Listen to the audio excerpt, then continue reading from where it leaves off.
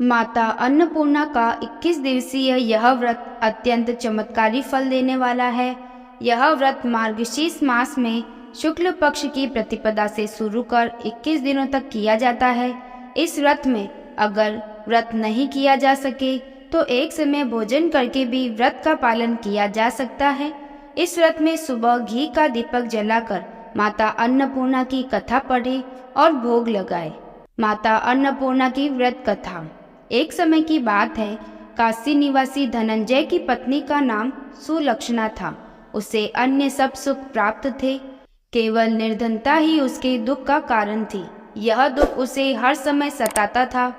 एक दिन सुलक्षणा पति से बोली, स्वामी आप कुछ उद्यम करो तो काम चले, इस प्रकार कब तक काम चलेगा।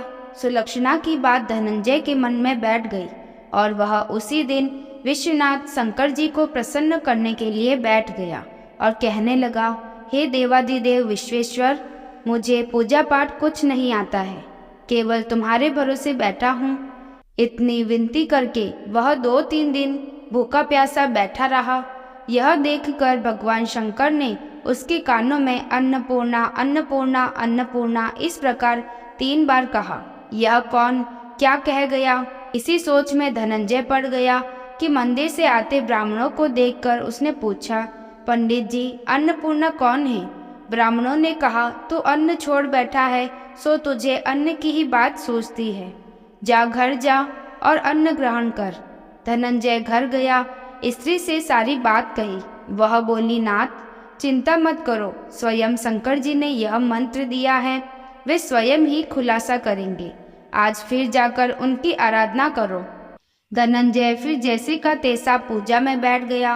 रात्रि में शंकर जी ने आज्ञा दी, कहा तू पूर्व दिशा में चला जा। वह अन्नपूर्णा का नाम जपता जाता और रास्ते में फल खाता, झरनों का पानी पीता जाता। इस प्रकार कितने ही दिनों तक चलता गया। वहाँ उसे चांदी सी चमकती वन की शोभा देखने में आई, सुंदर सरोवर देखने में आया।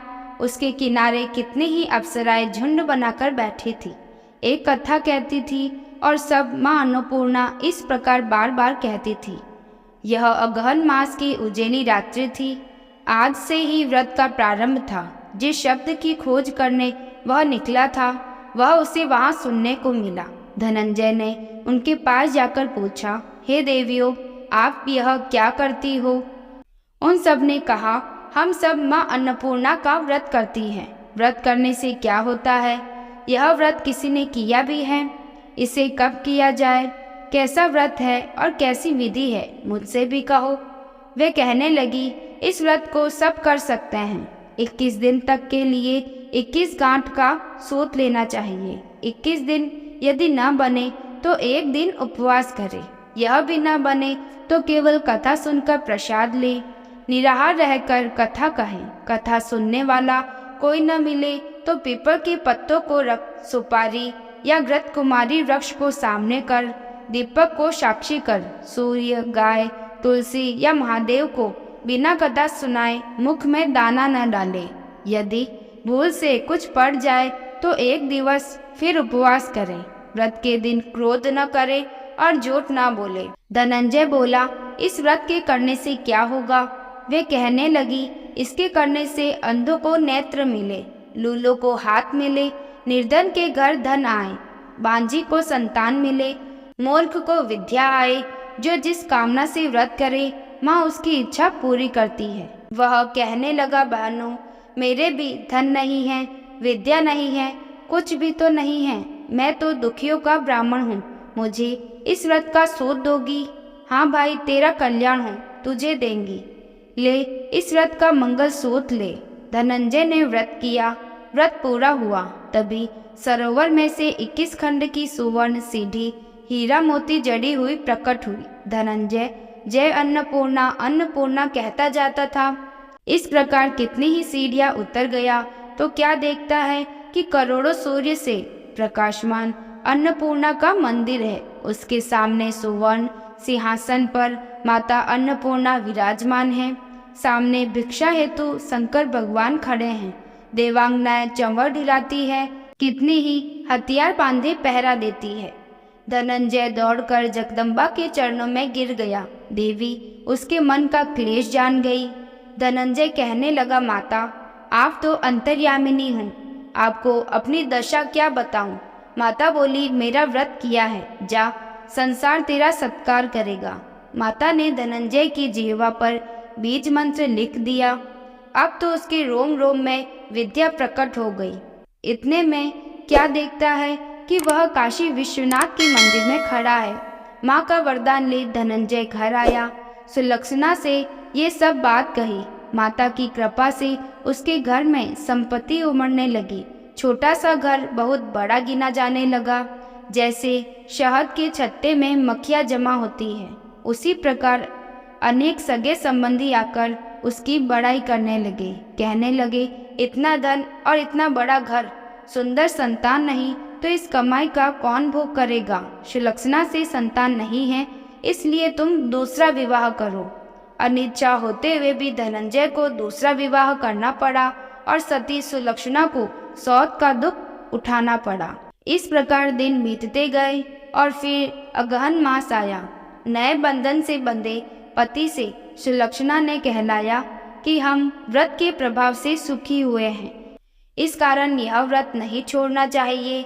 यह माता जी का प्रताप है जो हम इतने संपन्न और सुखी हैं। सुलक्षणा की बात सुन धनंजय उसके यहाँ आया और व्रत में बैठ गया। नई बहू को इस व्रत की खबर नहीं थी।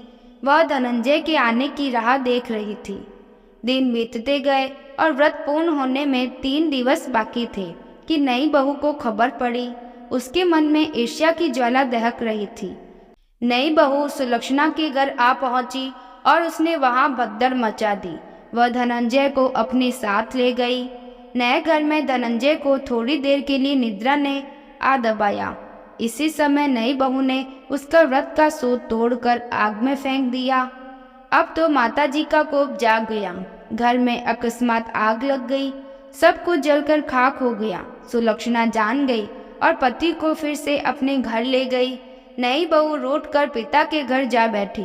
पति को परमेश्वर मानने वाली सुलक्षणा बोली, नाथ घबराना नहीं, माता जी की कृपा अलौकिक है। पुत्र कुपुत्र हो जाता है पर माता कुमाता नहीं होती है। अब आप श्रद्धा और भक्ति से आराधना शुरू करो, वे जरूर हमारा कल्याण करेगी। धनंजय फिर माता के पीछे पड़ गया। फिर वही सरोवर सीढ़ी प्रकट हुई, उसमें माँ अन्नपूर्णा कहकर वह उतर गया।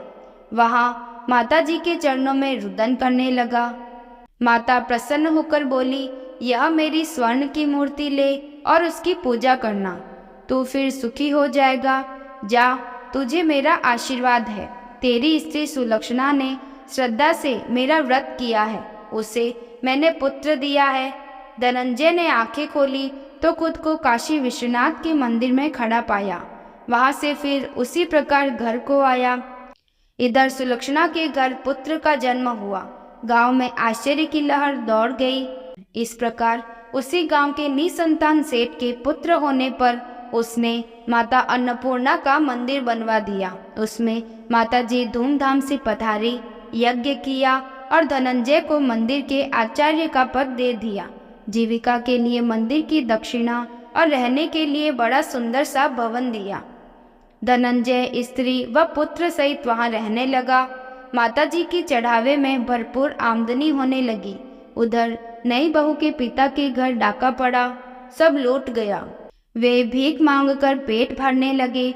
सुलक्षणा ने जब यह सुना तो उन्हें बुलावा भेजा, अलग घर में रख लिया और उनके अन्न वस्त्र का प्रबंध कर दिया। धनंजय, सुलक्षणा और उसका पुत्र माता जी की कृपा से आनंद से रहने लगे। माता जी ने जैसे इनके भंडार भरे वैसे सबके भंडार भरे।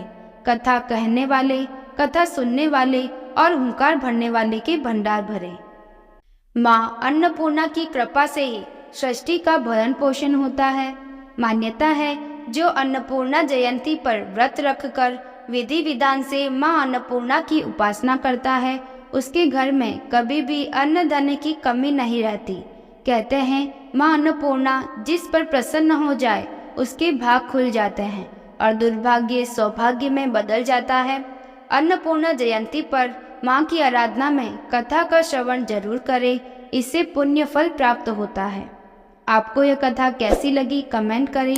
अगर अच्छी लगी है तो लाइक करें और इस चैनल को सब्सक्राइब करें। धन्यवाद।